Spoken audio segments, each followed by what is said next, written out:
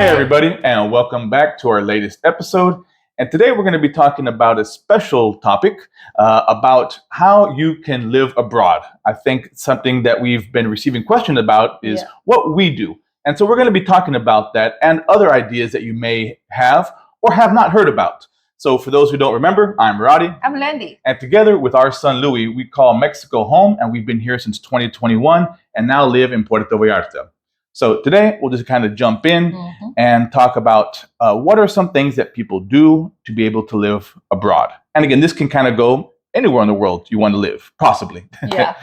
Now, the number one thing I think that we've noticed, and I think is the most obvious, is that you just work until retirement age and retire and take your benefits and move abroad. You know, I think, again, that's what we see is the most popular. We see a lot of older expats here. Yes. And so again, I think that's the most common. I think that's the most obvious. But let's get into some other ideas that you may or may not have thought about. So what's Especially people are younger, not retired, not 60, 65 yet, but still want to live abroad by yourself, as a couple, or with your family. Oh, yeah. Right.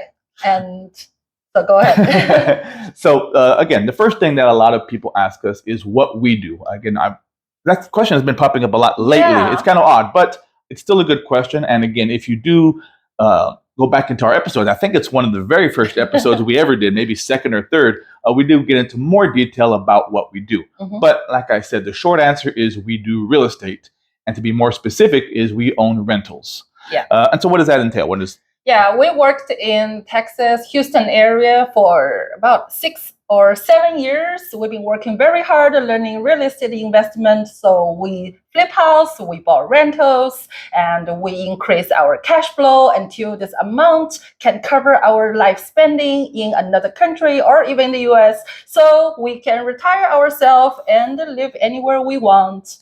And that's why we're here in Mexico. Yeah. But we do work. It's not totally passive because we do manage our own properties. Right. But again, and just to give you an idea of what that means, because I know some people may not, they hear manage and think it's a lot of work. Really, for us, what that entails is I may get a phone call from a tenant. I call my handyman or contractor. They fix the house. They tell me what the price is. I send them the money through Zelle, and we're done. Yeah, so but that's not for everyone. No. For people are new in being a landlord, that can be more work. Right. You may hire some management company to work for you, but of course you got to pay them some money, so you will have less cash flow. Right. So we're not digging into that deeper today. No. That's just to tell most of our audience who are curious about what we do for a living. Of course, we make YouTube videos, but that's not our main income stream. Oh, no, not by far.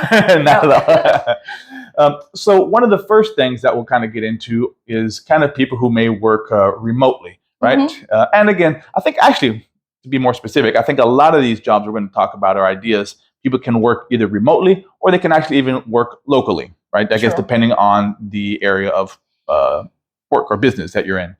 So when you work remotely, these can be things like being a web developer or maybe working cybersecurity.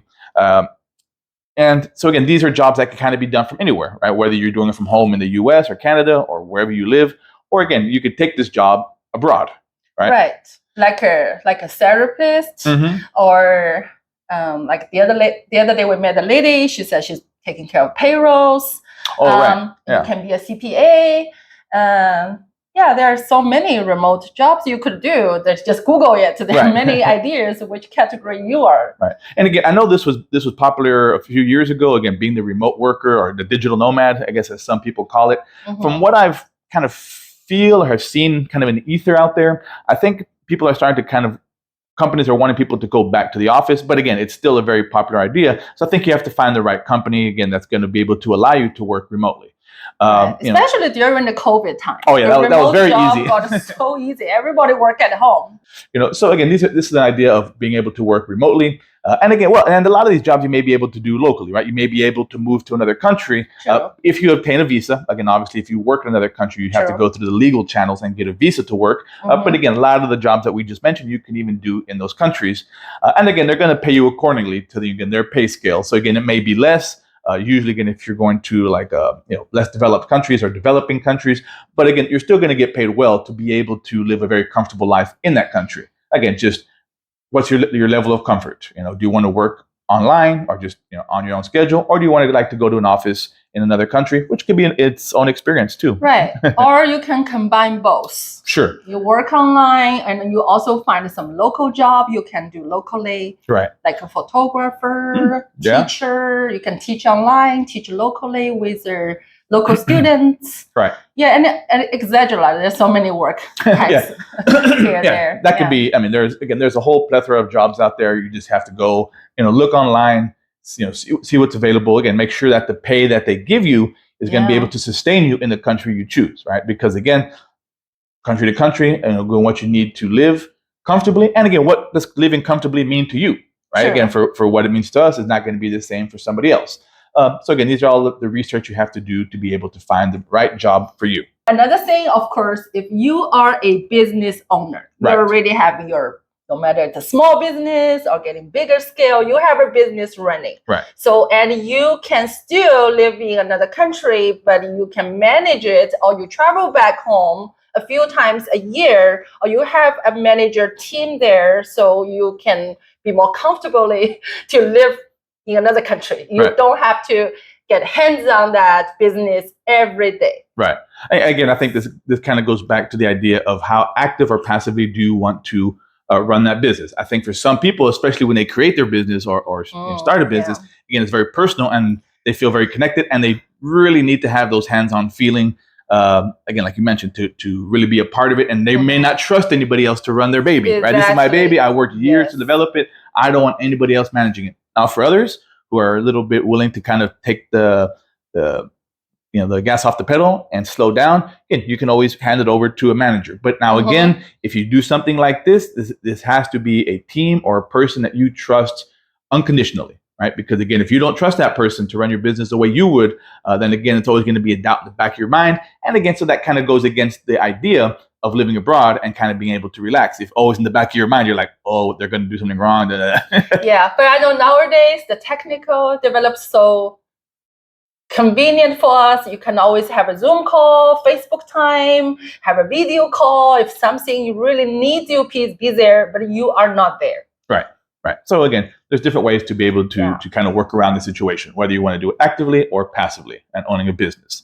For the business, of course, you can also start running a business locally. Yes. Yes, don't forget that. Right. So I think that kind of goes back to the idea of what we were talking about. A lot of these can be, whether they can be remote or locally, right? So again, having a job back home or your business is remote, or start a business. Like we've met a lot of traveling all over in China and wherever we've traveled, and here in Mexico, you meet lots of expats or foreigners who do own businesses abroad. Yeah, right? Very popular one, like owning a bar. A bar seems to be very popular with foreigners. Restaurants, because or some, I don't know, exaggerate, have a business, have a little bit bigger studio for a therapist or yoga studio, healing fitness studio. Coach. Right. You can be popular local jobs. Yeah, it's a business, not just independent work. And you can develop that. Yeah. And so again, work locally, which is great, because then you really kind of help the local people, whether they're local, and help the local economy. Or like Airbnb. People have that's where we'll talk about the real estate later. Oh, right.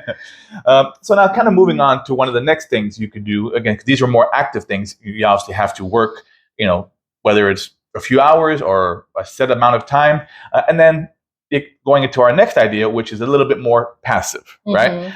So again, one of the first things, and this can even kind of go back to if you own a business and maybe you're kind of ready to just let it all go. A lot of people create a business for years and then they sell it, right? And they take that money and then they go to another country, and then they have that money to kind of live the rest of their life, right?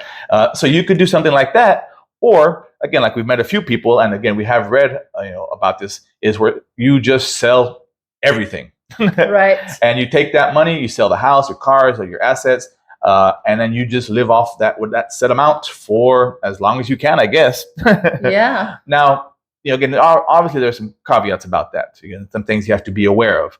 Because if you sell everything, it's always a nice idea to, plan it out, right? How much do you spend every year? What can you live on? But then again, some things you may have to consider are going to be, as you get older, you're going to have to spend more money, right? And there's always catastrophes and just getting older and healthcare and all those things. And you may say, well, this is going to last me till I'm 75. But what if you live to your 90, right? So again, these are all things you have to consider when you kind of sell everything to live off a set amount, right? You have to kind of be willing and be ready to change your plans or be able to change your strategy and how to make that money last longer. Yeah, but once you sell everything, you have a big amount of money. The thing is, just don't let it sit in the standard saving account. No. So you need to have your own number, which is comfortably increase some interest or return on investment on you, so you can make it a double interest or invest more. Of course, people are getting older and older. They don't want to spend too much energy on investment. You want it's more passive, right? Especially like stock marketing, it can be not so stable, can be up and downs. So you got to have your average number in your mind. And we'll give you an idea of what you could do with that money at the end of this video. I have one little bonus idea. Again, that some people may not have thought about, but again, it could be an idea if you're okay with maybe a little bit of risk. But we'll talk more about that later. And if you haven't subscribed to our channel, I have to announce this because most of people watch our channel from the static from YouTube. 75 people watch our channel, they don't even subscribe. Right. So if today you like our information, you like our channel, please click the subscribe button and ring on the bell so you can know every week or every second week you get a notification. So we really appreciate it. Thank you. All right. So jumping back in, so again, once you sell everything, you may want to invest and diversify your money because, like you said, it's not safe to just let it sit there and hope that you live as long as what you're planning, because nobody knows when you're going to go. So another idea that's out there that's kind of growing in popularity over the last few years is something like the FIRE, the FIRE movement. And again, for those of you who haven't heard, the FIRE movement, it stands for Financial Independence, Retire Early. Now, I don't know, you want to kind of talk about that or what that means to? Yeah, the FIRE's basic idea is you put lots of 75% of your income to the saving, whatever, 401k, etc. in your country.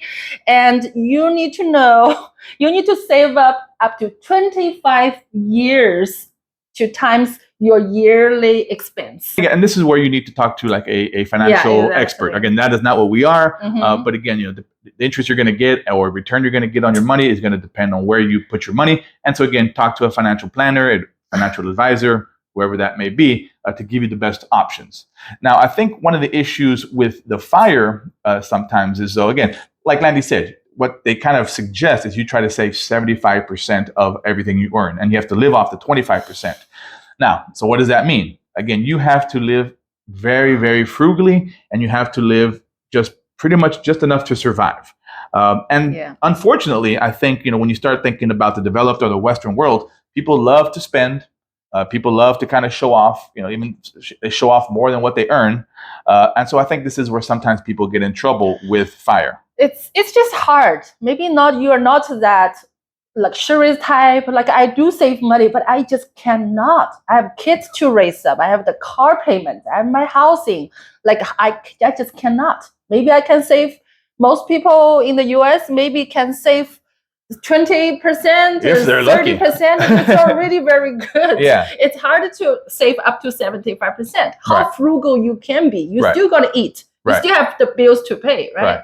And it's not just 1 year. That can be, depends on what your income is. It can be 10, 20, 30 years. Right. But that's also why I did my survey. Like, people in early 40s, only 1% of people did it. Reach FIRE. Then 50, like 2 or 3%. So it's still a very small amount of people who couldn't make it happen. And I think that the biggest number I saw was 11%. And again, that was people who were 60 to 69, which was already retirement age, right? Exactly. So again, how successful were they really at being able to save that much? Or is that just they reached retirement and that's it?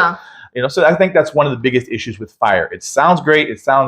But like 20, 25 years of living on just the basic necessities. Again, just eat in all the time, eat very basic, live in a very small, maybe a smaller home, older home, very basic car. Again, these are all things that sound easy, but again, in the long run, I think it can kind of wear on you. And then, of course, you always have to plan for things like you don't see catastrophes, right? Major accidents, sickness, again, where that will eat into what you've been saving, and it kind of drops that number, and it becomes a little bit more difficult. Personally, I'm not a big fan for the FIRE.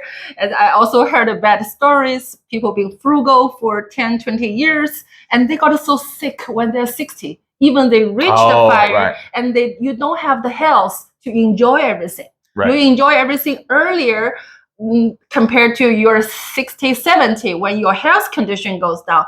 It's totally different story. Which is like just working your whole life in retirement. Again, you know, they always talk about, you work your whole life to retire, to kind of enjoy a small window of opportunity. But again, that is never guaranteed, right? Nothing is ever guaranteed. So, and obviously, as you get older, those guarantees become a little bit less and less. So, the sooner you can retire or take that passive income, whatever it may be, or even just enjoy life and go out there and see other countries and work remotely, be a digital nomad, content creator, whatever that may be, again, the better life experience you'll have, right? So, what else can people do? And another thing is we call it the passive income. Sure. Yeah, the passive income. Yeah. Which again, that can be going back to like having a company and letting somebody else manage it for you. So again, it becomes passive. It can be what we do, like own real estate. Any type of real estate. We do single family. Again, this could be multifamily. It can be owning businesses, whatever it may be. And again, the more hands off you are, again, the more passive that is. Exactly. Right? So that's the basic idea of passive income. The less amount of work you have to do, but still earn income. Or some people just put it to the investment account.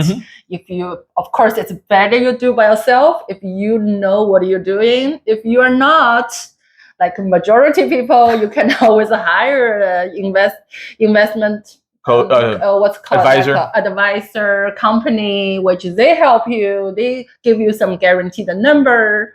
That's another way. Which is never guaranteed. And of course, you got to pay them a fee. Sure. Whatever, any transaction. Right, and of course their basic fees. So again, that's a way to kind of stay as hands off as possible. Now, again, the one thing we wanted to kind of talk about, again, that's maybe the most passive, right? And this kind of may go to the idea of someone who has a large chunk of money. Whether they sell a business or whether they just sell everything. And okay, now I have a big chunk of money. What do I do with it? Yeah, of course, you can always buy real estate. That's our business. We really love it. I personally love it. Right. You can always buy rentals back in where you live, which you know about the area. Or you can invest in your country where the rentals, the buying is much lower. I'm not going to dig into that here deeper. You can do your own research. It's a big topic. Right. Or you can buy locally. Like we live in Mexico, there are places you can buy real estate at a low price. Right. Especially compared to back to the US. Yeah, you can, as a foreigner, you can buy here. Right. Right. So you can buy many apartments or just depends on what you're looking for, right? Especially you have a cash in your hand, it's much easier. Right. So you generate rental income, even you do management, or you hire people to do that. Right. And I think the good thing about that is, again, you have the issue is sometimes when people sell everything, and they just kind of have it sitting there, is again, that number just kind of keeps going down and down. No, that's never been the way. As compared to like, real estate, again, now your money is just sitting there. It's not really disappearing. It's being held in an actual physical property, and then you live off the passive income every month, off the rental. Yeah. Right? But your money is still there. Your money is still there, and if you invest the right location, the appreciation part can be happen. I don't want to say anything guaranteed. That's a realistic thing. I never be so positive in the appreciation part. Right. Our goal is always focus on the cash flow.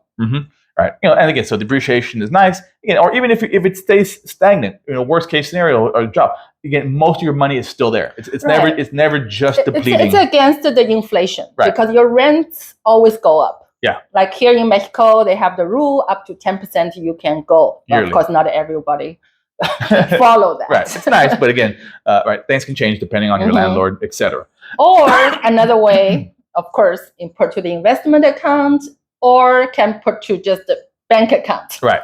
Now, again, when we start talking about like a savings account, back in the US, again, this is one of the things we probably suggest the least, right? Because the interest is terrible. I mean, you're not even you're losing to inflation at best. Yeah. Now, something that we've learned, and again, this is I think our little tip hint, and again, this really has to deal with how much risk aversion you have and how much can you afford to possibly lose, even though it's long run is probably a very small chance. But again, we are not financial experts. Again, this is just an idea for you to personally look into, which is putting your money into a savings account somewhere like Mexico, right? Yeah. Now, why would somebody do that?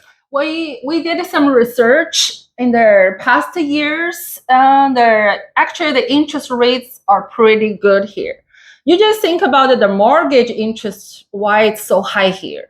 In the US, now it's about 6, 7, 8%. People complain, oh, their interest rates are so high compared to before. But here, the interest rate normally it's already high, like 9% to 14%, depends on your credit score, etc. That's why also here the bank interest for your saving account is much higher. Right. But also depends on the bank. We did a few research and we found one here. Should we mention the name? Sure, yeah. Oh yeah, we put our money to the BBVA, which is one of the big bank here. It's a Spanish bank. It's a right? Spanish bank, Yeah. right? It's an international. Right. Yeah. It's a big bank here, but of course for investment account here, they have a limit. The start in is 1 mil, which 1 million is 1 pesos. million pesos. Right. Just make sure. Yes. So, and we did our research. Let's put it short. The return on investment now can be about 8, 9%, up to 10%. But before, during the COVID time, when things goes down, it's also about 6%. So I would say like start from 6%. And also I found another bank, which is a Brazil bank called NU. Which is NU, for those who want to look at. Yeah, you can look into that. It's pretty legit. I did a lot of research on that. It's very popular here in Mexico. So their interest rate can up to 14.25 on their higher, no? On their website today. I just checked. Let's say 14%. So you have your idea, and the NU doesn't have a start amount. Right. Like you can put in $10 if you want. But whatever. here the BBVA is 1 mil. Right. So for most commoners, they don't have much money. No, they cannot. Right. Compared to the normal saving accounts, debit card. No, that's pretty low as well. Yeah. Right. So again, this is something. Like, this is the ultimate passive income. Again, this is really just kind of set it and forget it. Again, like here in Mexico, like you mentioned, you're looking between 8 and 10%. I think we're getting right about 9 or 10%. But of course, you're still gonna pay the tax. Sure. Right. Just like anything, you have to pay tax. You're gonna consult your CPA how much you're really gonna pay. Especially in that country, that'd probably be the best thing. Wherever your money is invested. Yeah. So 8, 9, 10% is great in Mexico. Again, if you're looking into Brazil, again, that's like 14. I think I saw it go a little higher in the past, but again, even 14% is a great return. Right. Now, again, the reason I say how much is your risk aversion, right? Back in the US, again, you may obviously get a little bit less interest or much less interest, but again, your money is always kind of insured, right? Here in Mexico, and again, I'm not sure, I can't really speak for Brazil. I'm just going to make an assumption. If anybody out there wants to correct me, again, the money is not insured, right? So what does that mean? Again, you're looking at a catastrophic event, where the economy can crash. Again, your money is not protected. So if there's a run on the bank and there's no money when you get there, your money's gone. Right. Now, again, what I think is somewhere like Mexico. Mexico right now is very much on the rise. I mean, I feel very safe here in Mexico as far as the economy. It's still growing. It's becoming a stronger country every day. So I still feel pretty safe. Right now, I think Brazil is a little bit more volatile. Again, my own personal just feeling, I guess, is the best way to put it. So again, how much are you willing to kind of risk? I mean, I don't think you want to put it all in there because, like I said, you never know what may happen from one day to the next. Sure. And the people may, like me, will wonder why they give you 14 or 17%. That's crazy number. Is that some scam there? So I look into that. You know what I found? It's because they charge any credit cards. They charge them. What do you find the number? Like 200%. Something crazy. Right. That's a crazy amount because a lot of people, they still live on the credit card. Right. But they charge them a lot. That's a crazy amount. So that's why they can give you 14. Yeah, 14 is still good. It's still good for them. Oh yeah, we'll give you that money. No problem. Yeah, they're charging people an outrageous amount of interest in Brazil. Right. So again. Yeah. So I mean, if people don't want any headache, or you are comfortable with that, or you put a certain amount of money there, or you may put it to a different basket. You buy real estate, you keep some there, right? to feel more comfortable, invest some in your back home, right? So you feel more comfortable with it. And that's always a smart thing. People always talk about diversify. So again, it's definitely a smart thing to do.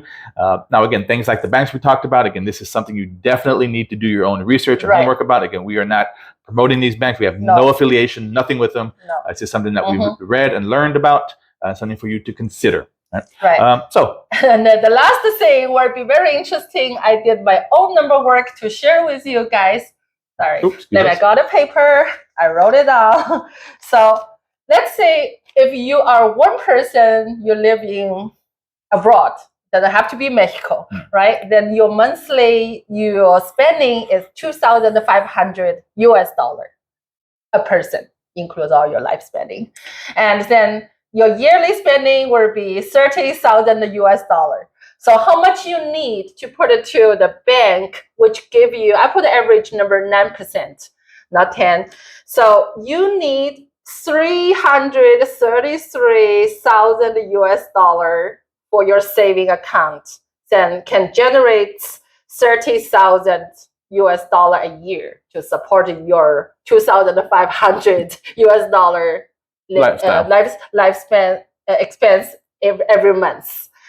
So if you are a couple or family, your monthly spending $4,000. So yearly you need $48,000.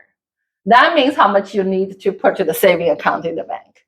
You need $533,000 to put to the bank account. Right. And again, this is 9%. So again, this is 9%. Somewhere like Mexico. Yeah. Right. This is like somewhere putting it into a bank here. But of course, you need to deduct the tax, how much you need to pay. You need to look into that. And again, so we understand for most people, that's not a small amount. Again, this is obviously something that takes time to build. Or someone just sold their house. Yep. You make a profit. Yep. The money is there anyway. Right. What do you do with it? Right. Right. I can sit there for a while to figure it out. I'll sit there for long term. Right. Well, so again, I think that kind of wraps it up for today. Again, that's definitely some good information, some food for thought for anybody who may be considering something like this. Again, so you understand that living abroad is something that can be done. Again, I know there's a lot of naysayers out there who say it's more difficult than it is, which there's some truth to it, but it definitely can be done. So hopefully these ideas can kind of give you something to think about if you ever thought about living abroad. And so again, leave any comments if we've left anything out. If you have any other ideas of how people can live abroad, we'd love to hear from you. Sure. And thanks for joining us today, and we'll talk to you next time. See ya. Bye.